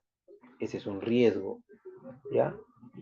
Que a la hora de digitalizar se trabe el papel y rompa un documento importante en la digitalización. Ese es un riesgo también. Entonces, solamente te he hablado de los riesgos de la recepción de documentos. En la emisión de documentos, que justo cuando se emite el documento el sistema se cae, porque en el ministerio solamente se emiten documentos digitales, se cae el sistema y se perdió el documento en el sistema, ¿ya? O que la firma digital se pierda, se corrompa, ya. Eso es un riesgo. En el despacho documental, que la notificación no llegue al ciudadano. Ese es un riesgo. Entonces, esa identificación que hace esta oficina que te digo que es la de integridad y lucha contra la corrupción, va mapeando en una matriz todos los riesgos posibles y me los cuantifica y cualifica. Me dice, ¿cuál es la regularidad? De 100, ¿cuántos? Ya, ¿y cuál es el impacto que va a tener esto? ¿Qué pasa si yo no notifico una resolución a un ciudadano? Uy, eso es un impacto grande. Puede traerse abajo todo un proceso por no notificar de los plazos establecidos en la norma. A eso se refieren con los riesgos, de él. ¿Sí? A eso se refieren con los riesgos. Ah, y un archivo central, la pérdida de documentos, que por ejemplo, allí sí haya un desastre natural o artificial, que se incendie el archivo. Terrible, Dios mío, es un riesgo, que roben. Justamente al identificar los riesgos de él, al identificar los riesgos, tú empiezas a trazar alternativas de solución. Señores, miren, hay un riesgo de incendio, perfecto. Necesito identificadores antihumo, necesito, ¿cómo se llaman estos dispersores de gas? Porque si echas agua me malogran los documentos, ¿no? Necesito que las cajas, los contenedores, tengan una emulsión retardante del fuego, cosa que da un tiempo prudencial de reacción. Empiezas a identificar riesgos y empiezas a mitigar sobre esos riesgos, las alternativas de solución. ¿Sí, Fabricio? Y estos riesgos establecidos cuando hay una auditoría, ¿no? Es lo primero que te preguntan. Oye, ya, ¿cuáles son tus riesgos? Ah, perfecto. ¿Y qué has hecho para mitigar esos riesgos?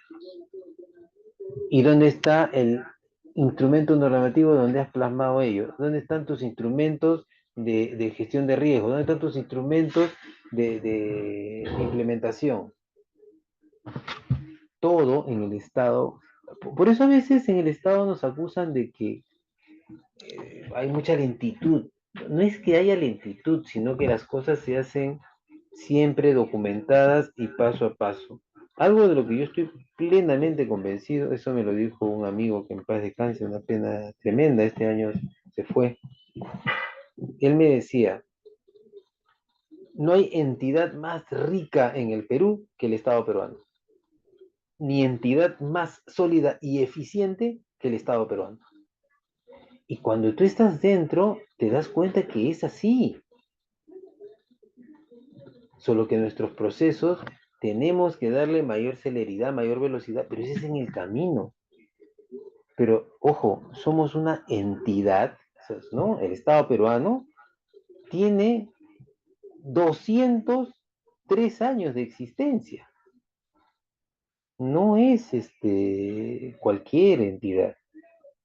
Y en 203 años de existencia solo ha tenido 2 momentos de su historia bastante críticos y que todos los tenemos identificados.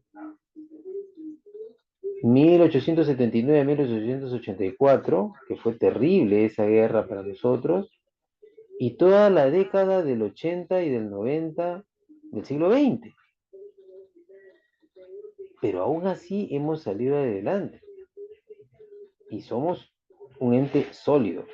Claudia Parradirino dice, ¿quiere decir que los riesgos se determinan por eventos y podría determinarse por factores de riesgo o a través de procesos?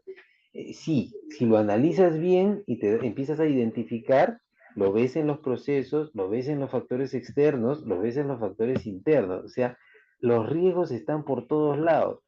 Ahora entiendes por qué se llama control interno y por qué cada uno de nosotros, tú misma, Claudia, participas de ese control. Y yo les pongo un ejemplo bien cotidiano y diario, porque eso nos afecta a nosotros. ¿Quién no ha entrado a la oficina y no ha encontrado una mala adecuación de un espacio? ¿No? Riesgo de que a la hora de salir alguien se pueda accidentar. Y reclamamos o mandamos un correo o pedimos que se arregle. Estamos participando del control. ¿El control al director de la institución o solo a los trabajadores?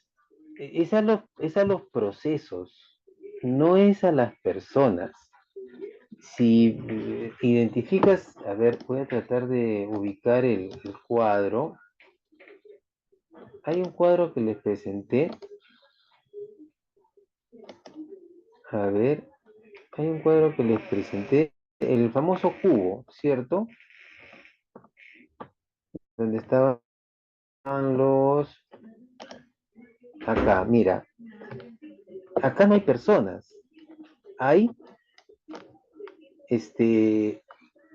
hay componentes, hay objetivos que pueden ser operacionales, informativos o de cumplimiento, y cuando hablamos de los niveles de la entidad no hablamos de personas, hablamos de la entidad, de la división, de la unidad operativa y de la función. Cuando el control recae en una persona, no es la persona, en lo que recae es en las funciones de la persona, el incumplimiento de la persona. Yo les comentaba a ustedes que yo tengo la sana costumbre, desde que trabajo en el Estado, yo emito informes. Elevo informes a mi inmediato superior, yo tengo un informe por cada mes de trabajo desde que estoy en el Estado peruano. Entonces, es en el ejercicio de mis funciones. Cuando hay un control, no es a mí como persona, sino al ejercicio de mis funciones. Ahora, ve si hace los instrumentos de reglamento, es que tiene que estar adecuado no solo a la realidad, sino a la necesidad. ¿Sí?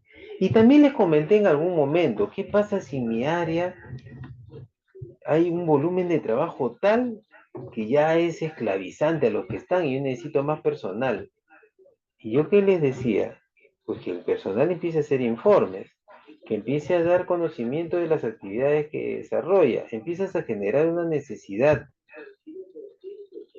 Mira, la capacidad operativa de un humano es 100 y el volumen de solicitudes es 500 y tengo solamente 2 personas. ¿Quién va a hacer los 300 restantes? Esos son elementos objetivos, claros. Es correcto, Lady. Evidenciar lo que se está realizando. ¿A la necesidad de la institución o a la realidad del distrito? Lo que pasa, Del, es que nosotros nos debemos hacia la ciudadanía. Si te digo que el volumen de atención es de 100 por persona, tengo 2 personas que tienen una capacidad operativa de 200 y los requerimientos, las solicitudes son 500, quiere decir que yo estoy desatendiendo a la ciudadanía. No es un tema de que me ponga más trabajadores para que los otros trabajen menos, sino que esto tiene un impacto negativo a la ciudadanía. John dice que los instrumentos de gestión o las directivas deben estar acorde a las normativas especializadas, pero también cumpliendo lo correcto, es correcto. Todo es como una persiana, ¿no? Viene desde arriba y se va, llega hasta el último nivel. Todo está alineado, por eso es un sistema. Tú quitas un elemento y se cae todo el castillo. Si no se sustenta documentando, no se logra nada. Correcto, Lady. Todo se documenta, todo se sustenta, ¿no? Son elementos técnicos. Muy agradecido, de verdad. Estoy agradecido y contento de haber tenido un grupo humano como ustedes, que han participado, han dado sus opiniones, sus inquietudes. Les comenté yo que no les comenté, les compartí mi número telefónico, se los vuelvo a compartir. Un segundo, por favor, que estoy teniendo acá problemas técnicos. Porque estoy sin cámara, qué pena, me hubiese gustado poder vernos. ¿Ves? Me dice no se ha podido iniciar. Estoy sin cámara. Bueno, es una pena.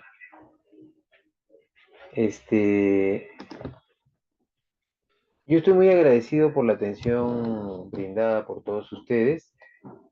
En el chat les estoy compartiendo mi número telefónico. No encuentro el chat. Acá está el chat. ¿Sí?